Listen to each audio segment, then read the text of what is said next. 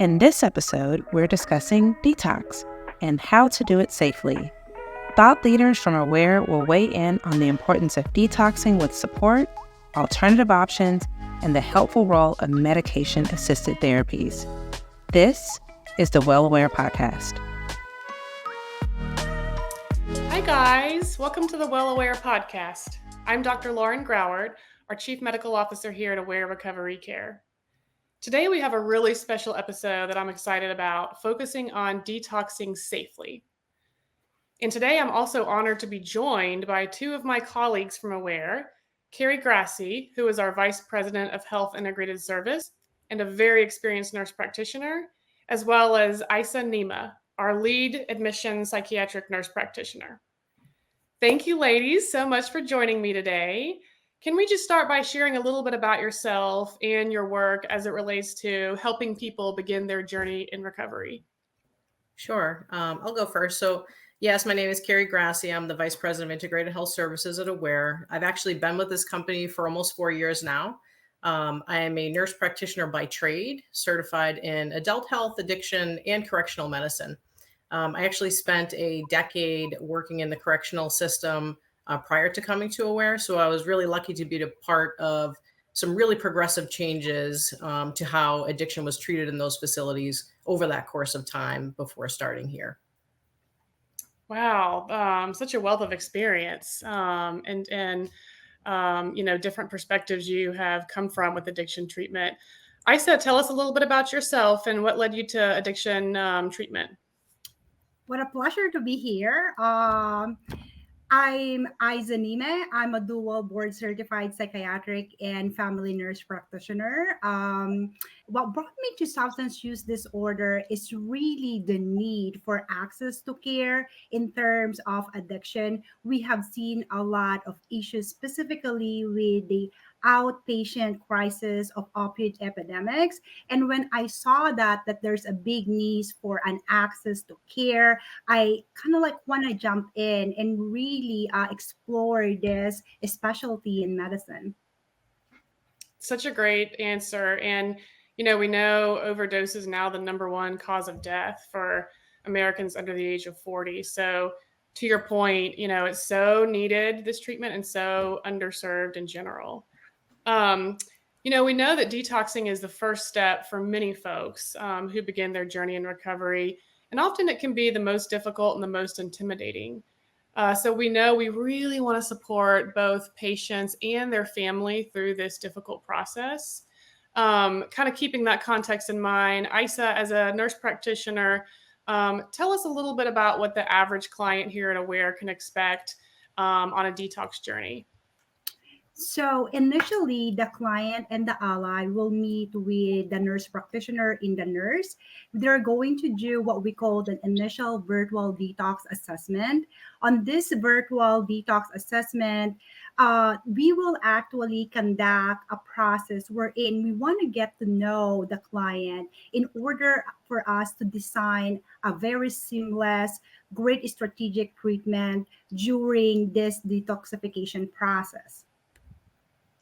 That's great to hear. It sounds really organized and standardized. Carrie, can you talk to our listeners a little bit about why it's so important to detox with support? Yeah, of course. So having support is really vital to ensure a safe and positive experience for the process.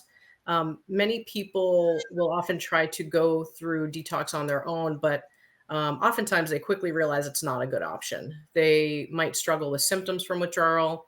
They'll feel unwell. They might not be able to eat or drink properly.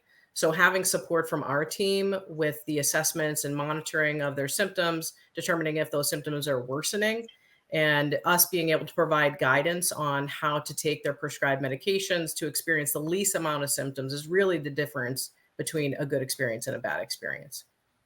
So important. And I assume, when you're thinking about experiences, if people have negative experiences, they're less likely to try again. So every experience, I think, really affects people's overall success, with addiction treatment long term. Carrie, can you talk a little bit more about the benefits of doing a virtual detox? Probably a lot of our listeners are unfamiliar with that, and talk to us a little bit about why it's an option, and how it might benefit folks who are thinking about starting a journey in recovery? Yeah, that's a great question. So really, so many clients that I've assessed over time have explained to me that this truly was the best option for them for many different reasons. It could be privacy, it could be expectations or obligations that they have at home with childcare or maybe work obligations. Also, financial considerations with higher level of care being a bit expensive can be really prohibitive for many people. Yeah, and I mean, if we could probably, the list could go on like minutes and minutes and minutes and minutes and minutes on the number of reasons why. I mean, you just probably, I think, scratched the surface there on all the reasons why virtual sometimes is a good option for people. Isa, one thing our listeners are probably thinking about is, how safe is virtual detox? Can you elaborate a little bit just on how our providers here at Aware help to maintain safety for clients throughout the detox process? That's a great question, Dr. Grawert. So here at Aware Recovery Care, we have a thoughtful screening criteria and a thorough intake process to make sure that we will have a virtual outpatient detox that is safe and effective option for all clients who is suffering from alcohol use disorder or opiate use disorder.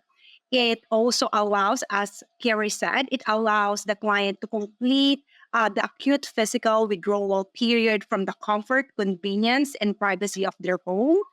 Surprisingly, actually, only 10 to 12% of patient who has alcohol use disorder that will need an inpatient level of care during their detoxification process. Now, during our detoxification or virtual detox process here at Aware Recovery Care, we have nurses that will actually connect with the client and the ally to make sure that we do have a good progress of our detoxification. They will receive a support via text, via telehealth platform that is secured in order for us to maintain a safe detox process. Also, we advocate for clients to have an ally. An ally could be a family member, a friend that will really help the client improve or have a great outcome on the virtual detox.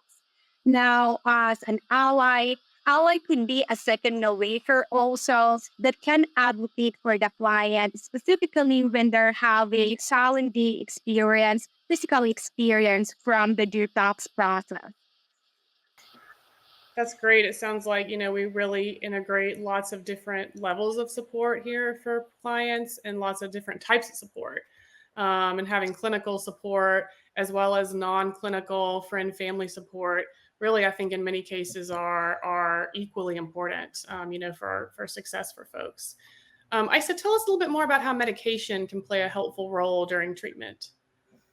Yes, it does. It ensures a comfortable and safe detox process when you are with your medical provider and really looking into the best treatment or medication that can have a good outcome on a safe recovery process.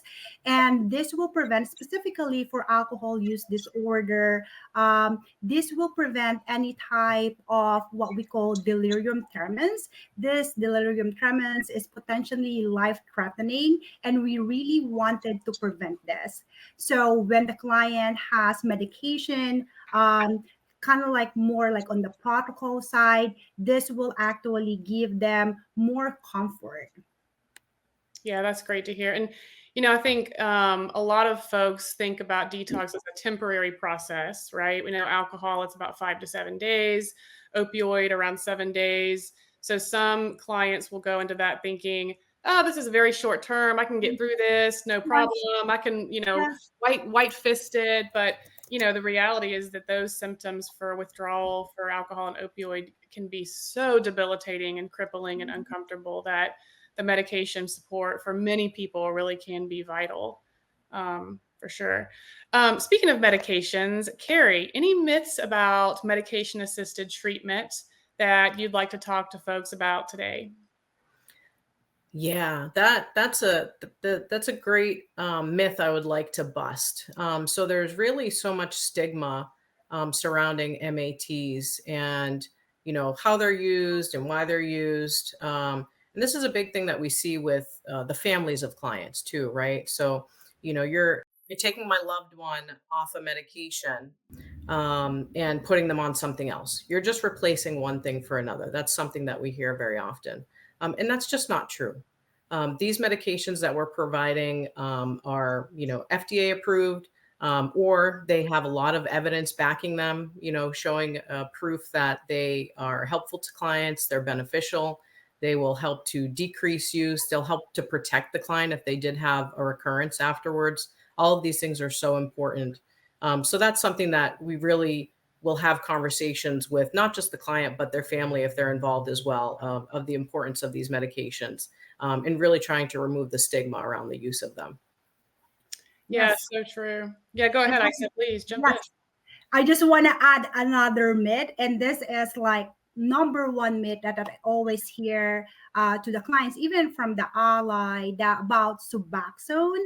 They always have this idea that Suboxone could be just a substitute for another addiction substance, and that we are not actually having a path to recovery because we are just putting on another substance, and this client could have another addiction to another substance. The fact is, addiction is defined as compulsive use of a drug or behavior despite of harm. Taking prescribed medication to manage a chronic illness does not meet definition of addiction. Taking a daily medication to maintain health is not a substance use disorder. I couldn't have said it better myself. That was great. It's such a complex but important distinction that you just made. The other one that I'll throw in there too, I think medication myths, is that often clients will come to us afraid to start medication-assisted treatment because they're worried about their autonomy and their agency and their decision-making being taken away in that process. And sometimes that's, come from real experiences with other providers who've said, either you have to be on this medication forever, or the opposite extreme of you can only be on this medication for 7 days. And a lot of clients really have a lot of fear about not having a voice there. And so I think one of the things that's so important and different about us here is that we really, really want to integrate the patient and the client's voice and their thoughts and concerns and their decision making in the process when we're looking at how long they're going to stay on the medication, what dose they're going to be on. That really is, I think, one of our most important priorities. And hopefully we'll reassure patients that it's a shared decision making process, really with their voice being the most important. Yes. I couldn't agree more. Yeah. Carrie, can you just talk a little bit more about kind of the general medical services that AWARE has developed to support a safe detox?